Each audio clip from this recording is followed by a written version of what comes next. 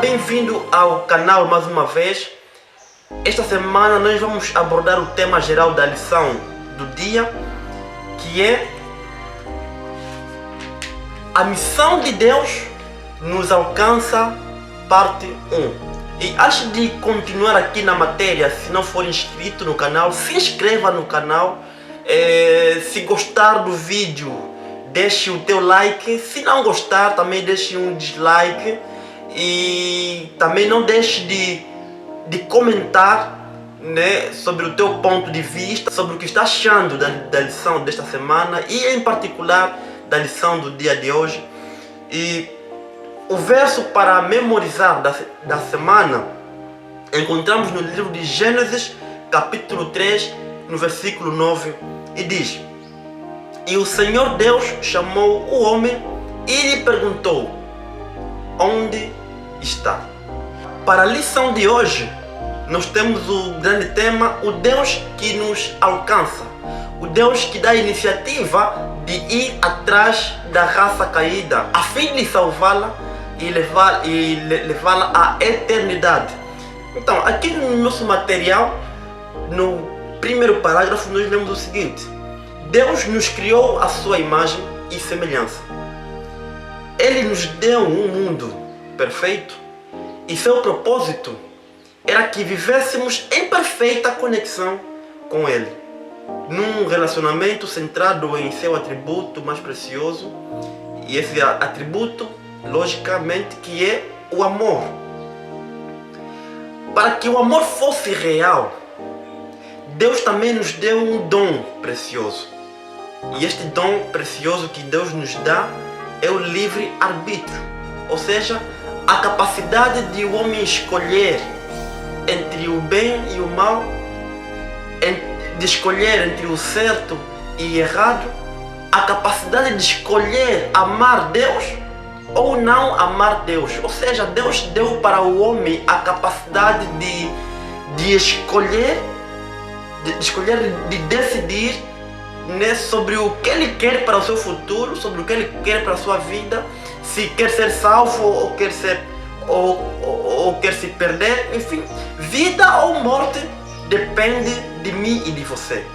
Salvação ou perdição também depende de mim ou de você. Por quê? Porque Deus é um evangelista que anuncia a sua mensagem ao seu povo, revela a sua mensagem ao seu povo, mas ele não obriga o ser humano a aceitar o seu apelo de salvação.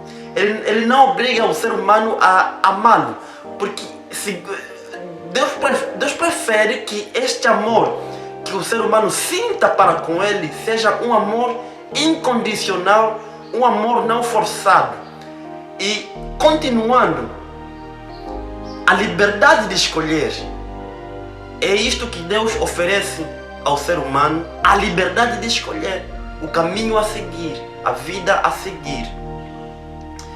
Então, Deus instruiu Adão e Eva sobre as consequências mortais da desobediência. Nós encontramos esse relato no livro de Gênesis, capítulo 2, no versículo 16 e 17. Então, Satanás persuadiu Eva de que ela poderia comer do fruto da árvore do conhecimento do bem e do mal sem resultados negativos. O inimigo prometeu à mulher que se comesse do fruto do conhecimento do bem e do mal, ela seria semelhante a Deus, ela seria como Deus, ela teria os atributos que Deus tem e conheceria também de igual modo o bem e o mal. Então, essa proposta que Satanás oferece à mulher fez com que a mulher criasse algumas expectativas, sonhasse em ser como Deus, em ser igual a Deus. E repare que foi o mesmo sentimento que fez com que Lúcifer fosse expulso de Deus. Foi o mesmo sentimento, o mesmo desejo de ser igual a Deus que fez com que Lúcifer se rebelasse contra Deus. E essa rebelião que ele causa lá no céu resulta, culmina com a sua expulsão do lar celestial. E ele agora vai rodando para os mundos para conseguir enganar o homem, e no nosso planeta ele consegue então ter essa brecha, porque a mulher assim abriu esta porta, e após que a mulher abrir esta porta para o inimigo, ela também levou esta fruta para o seu marido, e quando Adão comeu daquela fruta, então o pecado entrou no mundo. Então a serpente afirmou: como Deus, vocês serão conhecedores do bem e do mal. Isso nós encontramos esses enganos de Satanás no livro de Gênesis, em particular no capítulo 3, versículo 5, nós encontramos o relato de como o inimigo enganou a mulher. Infelizmente, Eva escolheu comer o fruto e o deu a Adão também, que fez a mesma escolha. A criação foi manchada pelo pecado assim que Adão come do fruto do conhecimento do bem e do mal. Então, a raça humana, o planeta ficou manchado, ficou contaminado pelo pecado e foi entregue ao domínio também de Satanás. No segundo parágrafo do nosso material, nós lemos o seguinte: aquele momento mudou o plano e o propósito originais de Deus para o recém-criado planeta Terra. A missão de salvação que tinha sido concebida antes da fundação do mundo, isto nós encontramos no livro de Efésios, capítulo 1, versículo 4, teria de ser implementada. Ou seja, Deus, antes da criação do ser humano, ele já havia criado o plano da salvação. Já tinha um plano de ação para, no caso de o homem cair, pecar contra Deus. Então Deus já tinha um plano de como resolver essa questão do pecado.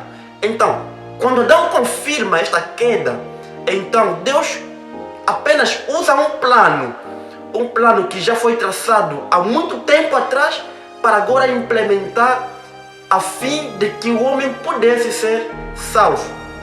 Uma proposta de leitura que você pode encontrar no livro de Gênesis capítulo 3, versículo 9 a 15.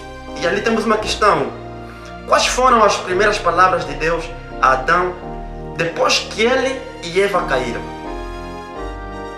E por que essa declaração é tão significativa teologicamente até os dias atuais? É uma questão que o caríssimo ali do outro lado vai refletir, vai pesquisar e depois vai responder para si mesmo. E também, se preferir, deixa aqui nos comentários a resposta quanto a esta questão, que se baseia no livro de Gênesis capítulo 3, versículo 9 a 15. Seguinte parágrafo: claro, Deus sabia onde eles estavam, porque Deus vê tudo. Deus é soberano. Deus é omnipotente, omnisciente, omnipresente. Nada pode ser escondido diante de Deus. Então ele sabe tudo e sabia onde Adão realmente estava. Então, dominados pelo medo, eram eles que precisavam ver o que estava acontecendo, mas também precisavam ser confrontados para que entendessem as consequências de seu pecado. Satanás também precisava ser derrotado. Para isso, Deus começou a apresentar sua missão, o plano da redenção. Gênesis capítulo 3, versículo 14 e 15. A única esperança de reconciliar consigo o mundo nós encontramos em 2 Coríntios capítulo 5, versículo 19.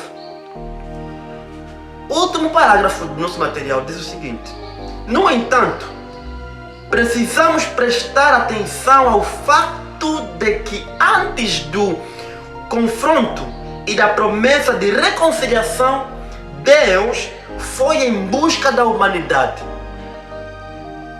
Apesar da situação aparentemente sem esperança, Deus revelou em essência duas questões na pergunta a Adão. Número 1, nossa condição decaída, e sua natureza missionária como número 2. Ou seja, Deus procurava, através da questão feita a Adão, onde estás, criar o sentimento de arrependimento no coração de Adão, para que Adão reconhecesse que eu caí. E uma vez que eu caí, uma vez que eu errei, uma vez que eu pequei, eu preciso que aquele Deus que me criou, aquele Deus que disse que me ama, seja o meu libertador. Então, quando Deus pergunta a Adão onde estás, estava se referindo à sua condição espiritual naquele momento, para que Adão pudesse reconhecer, se rever as suas falhas, fazer correção, se arrepender. Era esse sentimento que Deus queria causar no coração de Adão. Então estamos perdidos e necessitamos de salvação. Isso aqui é uma realidade. Ele nos busca para salvar e estar conosco. Deus todos os dias está engajado na missão em prol da salvação do ser humano, para te salvar, para te buscar, para te levar ao seu lar celestial. Ele deseja que você viva uma vida plena, aquela vida que Adão e Eva perderam no jardim, a vida que nós perdemos de abundância, de felicidade total, porque Deus criou o ser humano para viver eternamente. Essas